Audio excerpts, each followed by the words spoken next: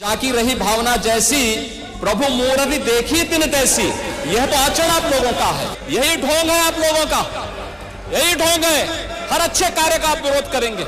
इनको समाज के सामने एक्सपोज करना चाहिए। अपने बच्चों को ये लोग पढ़ाएंगे इंग्लिश स्कूलों में, और दूसरे के बच्चे के लिए अगर वो सुविधा सरकार देना चाहती है, कहते नहीं उर्दू पढ़ाओ इसको, यानी उसको मौलवी बनाना चाहते हैं, कठपुल्ला पर जोड़ के इसको ले जाना चाहते हैं। ये नहीं चल सकता। गोरखपुर में एक बहुत बड़े उर्दू के जानकार, उर्दू के कवि रहे हैं रफ़त साहब फिराक। क्या वो कठपुल्ला थे? क्या मुंशी प्रेमचंद जो आपके नॉर्मल स्कूल में अध्यापक थे गोरखपुर के, उसमें बैठ के उर्दू में उपन्यास लिखे तो कठपुल्ला थे? क्या ये यूनिवर्सिटियों में जो उर्दू विभाग खोला गया है उसके पढ़ने वाले लड़के कठमुल्ला हैं? क्या अरबी फारसी विश्वविद्यालय बना है उसके लोग लेकर पढ़ने वाले कठमुल्ला हैं?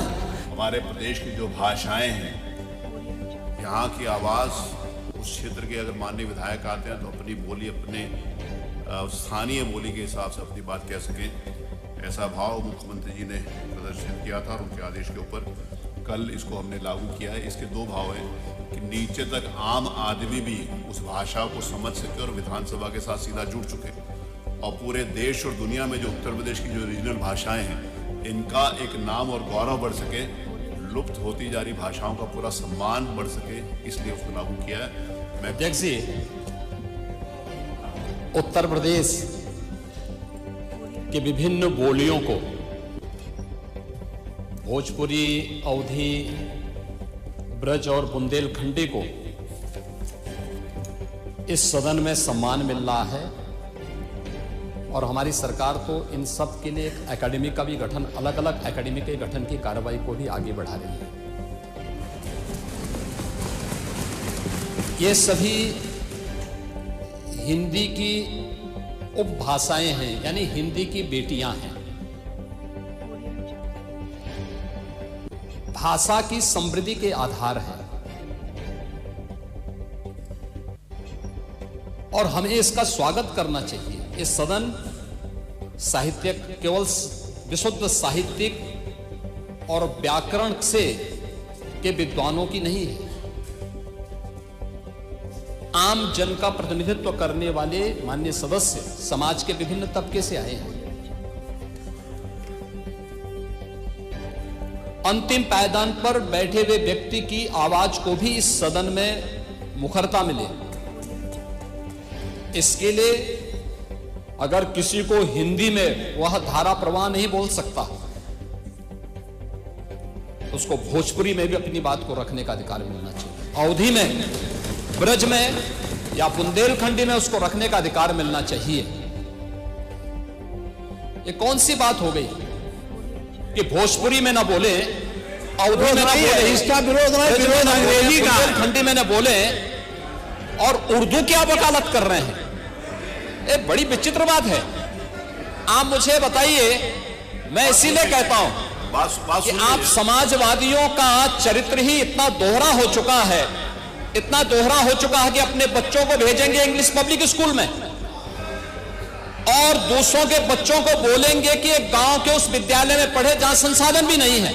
ये दोहरा आचरण, और जाकी रही भावना जैसी प्रभु मूरति देखी तिन तैसी, यह तो आचरण आप लोगों का है। इसीलिए आपने कल भी भोजपुरी का विरोध किया, अवधी का विरोध किया, बुंदेलखंडी का विरोध किया, और आप लोग अपने दैनिक जागरण में, दैनिक जीवन में इस प्रकार के आचरण के आदी हो चुके हैं। और इसलिए अध्यक्ष जी, इसका अभिनंदन हम लोग करते हैं, और इन बोलियों को सम्मान मिलना चाहिए। इनके संरक्षण के लिए ही हमारी सरकार भोजपुरी एकेडमी का गठन कर रही है, अवधी एकेडमी का गठन कर रही है संत तुलसीदास जी के नाम पर। इसी के आधार पर ब्रज भाषा इतनी समृद्ध भाषा है। सूरदास जी ने अपनी सभी रचनाएं उसी भाषा में दी हैं। संत तुलसीदास जी ने अपनी कालजयी रचना रामचरितमानस, जो इस सदन में ही नहीं, उत्तर भारत के अंदर और भारत से प्रवासी हुए जितने भी ऐसे लोग हैं जो मॉरिशस में या दुनिया के फिजी में या दुनिया के किसी देश में गए, उनके संकट काल में रामचरितमानस ही तुलसीदास जी का अवधी भाषा में रचा गया रामचरितमानस ही उनका सहारा बना था। और आज जब उसको सम्मान मिल रहा है तो आप उसका विरोध कर रहे हैं। बड़ी विचित्र सी स्थिति है। आप हर अच्छे कार्य का समाज, आज के यही ढोंग है आप लोगों का, यही ढोंग है। हर अच्छे कार्य का आप विरोध करेंगे, हर अच्छे कार्य का आप विरोध करेंगे। हर अच्छा कार्य जो प्रदेश के हित में है, देश के हित में है, आप उसका विरोध करेंगे। और मुझे लगता है इस प्रकार के विरोध की निंदा होनी चाहिए और हम इसका समर्थन करते हैं जो उत्तर प्रदेश की बोलियों को सम्मान मिल रहा है। मैं आपका धन्यवाद करूंगा और विधानसभा सचिवालय को इस बात के लिए धन्यवाद दूंगा। कल हम लोगों ने यहां पे इसका शुभारंभ किया, समाजवादी पार्टी ने उसका विरोध किया है और मुझे लगता है कि प्रोसीडिंग का हिस्सा होना चाहिए। इनको समाज के सामने एक्सपोज करना चाहिए। अपने बच्चों को ये लोग पढ़ाएंगे इंग्लिश स्कूलों में और दूसरे के बच्चे के लिए अगर वो सुविधा सरकार देना चाहती है तो कहते नहीं उर्दू पढ़ाओ इसको, यानी उसको मौलवी बनाना चाहते हैं, कठपुतलापन की ओर देश को ले जाना चाहते हैं। ये नहीं चल सकता। हमारी कार्य संचालन नियमावली के 222 में 82 में संशोधन की बात रखी गई है। उसमें मैं 282 के अंतर्गत हमारी विधानसभा की भाषा हिंदी और देवनागरी लिपि रखा गया था और ये बड़े संघर्षों के बाद वो दिन आज़ादी के बाद आया था जब हम अपनी देवनागरी लिपि और हिंदी भाषा में यहाँ की बात करने के लिए व्यवस्था किया गया था। आज उसमें संशोधन किया जा रहा है। मैं पूरे संशोधन के विरोध में नहीं हूँ। हम कल भी बात किए थे और आज भी बात फिर हम कर रहे हैं। हमारी जो स्थानीय बोली है उसको आप रखें, हमारे संविधान में भी है जो जिस भाषा में बोल सके बोल सके, लेकिन अंग्रेजी हमारी भाषा नहीं है। अंग्रेजी ना तो हमारी मातृभाषा है, ना हमारी सांस्कृतिक भाषा है, न हमारी स्थानीय बोली है।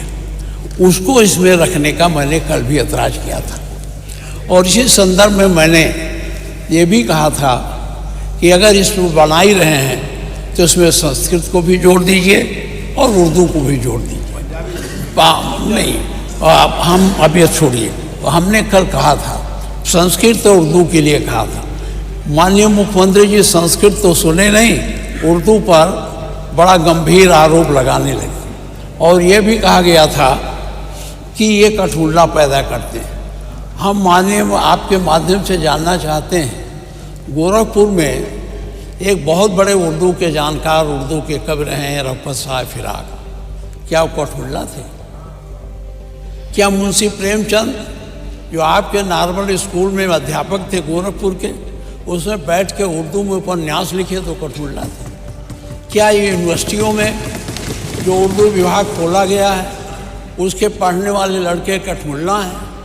क्या अरबी फारसी विश्वविद्यालय बना है उसके लोग लेकर पढ़ने वाले कठपुतला हैं? तो मैं इस शब्द पर आज आपत्ति करता हूं और मैं आपसे कहना चाहता हूं कि अंग्रेजी भाषा हमारी भाषा नहीं।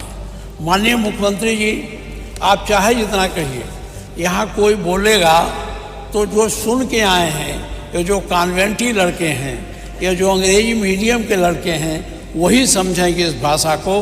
गांव के लोग जो इसको देखेंगे उसमें कोई समझेगा नहीं। इसलिए मैं बहुत कानूनी दावपेच की बात नहीं करता, न मैं संवैधानिक बवाल करता हूँ। वो हमारा जो अनुच्छेद 348 है उसके बंधों का अधीन रहते हुए राज्य के विधानमंडल में कार्य राज्य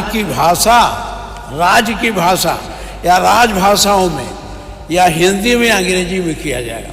तो हमारी राज्य की भाषा हिंदी है तो इसे हिंदी में करना चाहिए। अंग्रेजी का कोई महत्व नहीं है।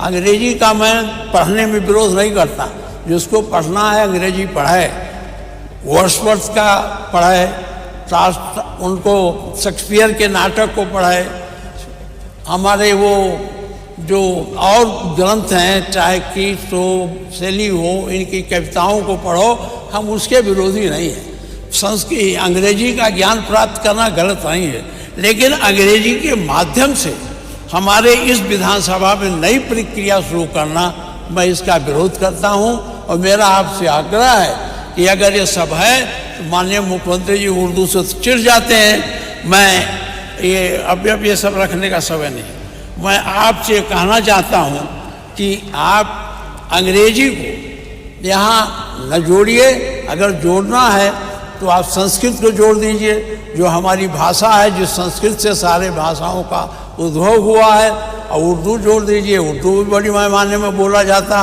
और मुख्यमंत्री जी तो उर्दू पर नाराज हो जाते हैं कि इनका अपना एजेंडा है जो आप चलाना चाहिए। रहने के लिए हमारे YouTube चैनल को सब्सक्राइब करें और बेल आइकन को दबाएं। और आप ये वीडियो अगर Facebook पर देख रहे हैं तो लाइक ज़रूर करें और ज़्यादा से ज़्यादा शेयर करें।